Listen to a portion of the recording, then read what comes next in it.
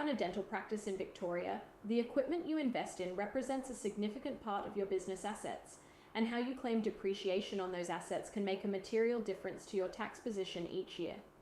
Today, I want to walk through how the ATO treats dental equipment depreciation, what the effective lives are for the most common items, and where the instant asset write-off fits in. There are two main categories of assets in a dental practice.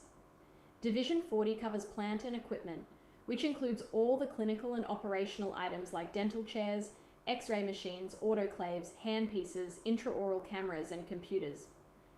These use the ATO's effective life schedule from Tax Ruling 2023/1 and can be depreciated using either the diminishing value method or the prime cost method.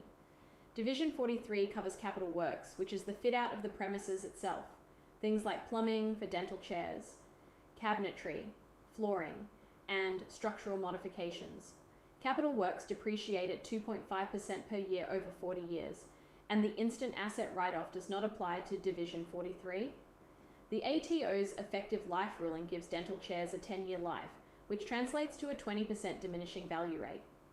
OPG panoramic X-ray machines also have a 10-year life at 20% diminishing value.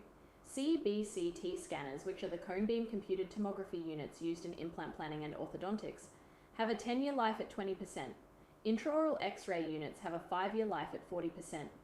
Dental handpieces have only a 3-year effective life, which gives a 67% diminishing value rate, meaning they are largely written off in 2 to 3 years. Autoclaves and dental lasers have a 10-year life. Intraoral cameras and curing lights are 5 and 3 years respectively, and computers are 4 years. The instant asset write-off is available to small business entities with an aggregated annual turnover below $10 million. For the current threshold, which is $20,000, any individual asset costing less than that amount can be written off in full in the year of purchase rather than depreciated over its effective life. So a set of handpieces costing $4,200 is immediately deductible in full. A dental chair at $18,500 sits just under the threshold and qualifies for immediate write-off under the Small Business Simplified Depreciation rules.